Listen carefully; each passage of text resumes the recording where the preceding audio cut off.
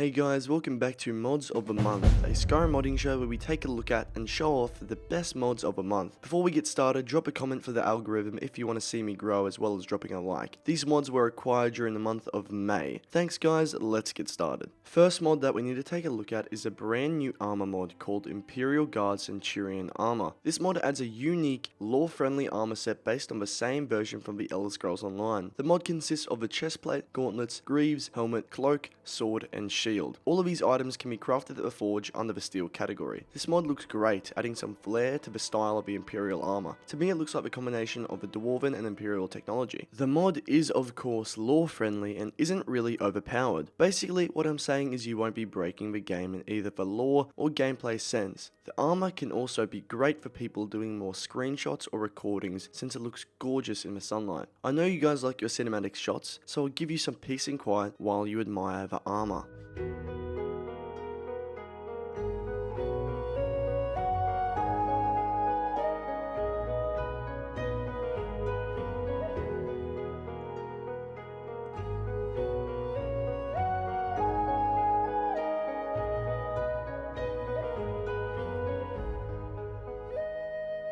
I hope you enjoyed that showcase. Let's move on to the next mod. We'll move on to a smaller but a much more useful mod to our game. Now most of us have a different HUD than the vanilla one. You might have a toggleable compass, or maybe you just have a more clean HUD. But another addition you might want to add to your HUD is what this new mod provides. It is Minimap. Minimap is a mod which adds a minimap to your screen to improve your time in the game. This map has many good features, including showing where living things are by using either red markers for enemies as well as yellow for regular NPCs, as well as many other colours. The map also shows where you are, whether that be inside or outside. Most games that have modern minimaps, those being games like Assassin's Creed, often have tons of things to do and see that can't often be pointed out in just a regular game. My opinion on a minimap in an Elder Scrolls game is that there shouldn't be a need for a minimap, as it draws attention away from the exploration that the games in the series are based on. But if you want a minimap, go ahead, as I do see the advantages to having one. Everything considered, minimap is still a great mod, and I definitely recommend downloading it and just trying out for a little bit. Moving on to the next mod.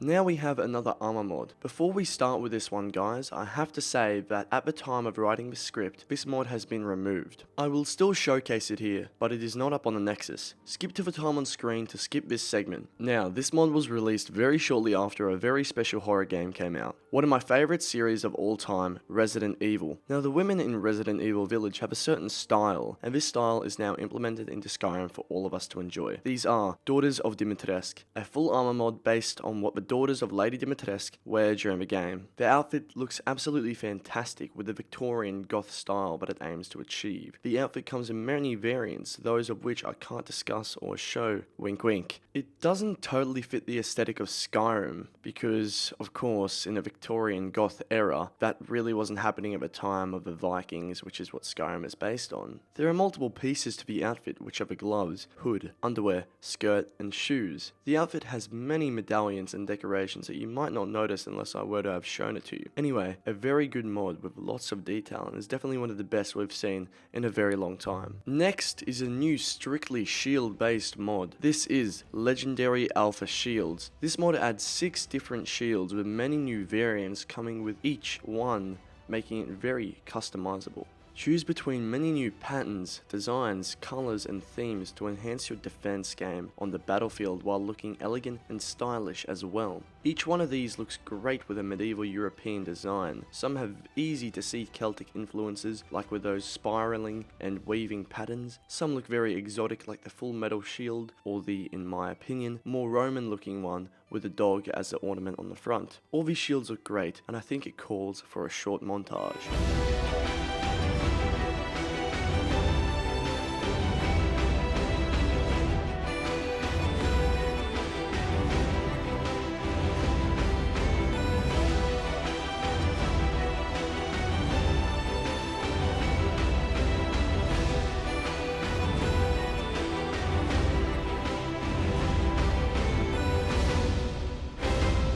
As you guys can see, these are some amazing shields and definitely deserve this list. Next mod is a game-changing sword and shield mod called Thunder and Bulwark. This mod is a very special mod since it doesn't just add a regular sword and shield. I'll get straight into it and tell you what this mod does. Thunderfury, the sword, has an insane chain lightning strike sending out shockwaves of lightning as well as the base damage emitted from the sword. The base sword has a basic damage level of 18. There is a non-enchanted version of the sword called the Windkiss Blade. This sword has a basic level of 16 and no special lightning abilities. Let's move on to the shield. Bulwark of Azzinoth. This shield has a base armor level of 40 and has the special ability to repel opponents when the shield is bashed. This sends the enemy flying off and makes it very easy to use Thunderfury to kill them. Now let's talk about the aesthetics. The way the sword looks is very unique and looks really fucking cool. It has this kind of spear shape as well as a steep groove through the middle which leads to the electricity. The handle looks really nice and padded with this blue leather kind of thing wrapped around the handle. There are also heaps of spikes along the sides of the sword, making it look even more aesthetic. Now onto the shield. It honestly looks pretty basic. This is my mod review after all, so I'm gonna say what I want. The mod author definitely could have improved on the look, but I will give it credit to the unique shape and the spiked surface on the front. This mod is actually inspired by World of Warcraft, and I'm just saying both pieces look absolutely amazing. They both give me that Warcraft vibe, they give me that out of this medieval, they're not very realistic, but that's what makes it unique, and that's what I really like about it. That's all for this mod, guys, on to the next one. Next mod is Morrowind Creatures. This mod aims to provide Soulstime and select parts of the Rift with these Morrowind-inspired animals to spice up the lore and add variation to your game. The first creature we'll take a look at is the Gwar. The Gwar is a long two-legged creature with another two arms at the front. It has a very long tail and scaly ashy skin to suit its environment. There is also a tamed mountable version of the Gwar that can be found. This creature looks really cool and honestly it's pretty fucking sick. The next creature is a Nyx Hound, a small pant-like creature that resembles a dog in both its animations and behavior as well as referenced in the creature's name. This small animal is more of a cute pet found wandering around Solstheim, but don't get it confused. There are Nyx Hounds to be found in the wild that will be an enemy for you to defeat. Last but not least are the Kaguri, a small two-legged creature very much like the Gwar. For some reason this creature reminds me of a Triceratops with its head shape. This creature does not have a tamed variant like the Gwar or Nyx Hound and you will have to kill it. The Kaguri also has more dinosaur features by having two horns that stick out from the side of its head, making it unique to the other two creatures that can be encountered.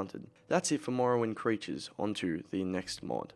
The next mod is a brand new armor mod inspired by the likes of Dark Souls. I bring you the Knights of a Thorn armor and weapon set. This mod adds two brand new armors and swords to the game. The armors are not entirely different from each other besides the color scheme. There is a corrupted set which is a very nice crimson color that gives off those vibes of slight evil. In order to make this set you must have the original version and then craft it at a forge, but it does require the Daedric smithing perk and the Daedra heart. The original set is a nice green color. It isn't much different from the other set. The only thing that stands out is the difference of the color scheme. There is a hood for both sets but of the same color as their representative armors. The armor in general does look very cool and medieval, bringing you back into the gothic armor types that can be seen all through gaming. All things said, very good looking armor. Next mod is an animation mod called Skyrim's Got Talent. This mod practically allows you to be a bard with new animations, songs and mechanics. There is a brand new bard progression system, meaning the more practice you have in a certain instrument means you will slowly get better and better. There are about 100 new instrumental songs to play on the lute, drum and flute. NPCs also react to your music with about 50 new reactions that can come from almost any NPCs in your area. You can also get small buffs and debuffs depending on how good you are. These are some samples of music that can be played.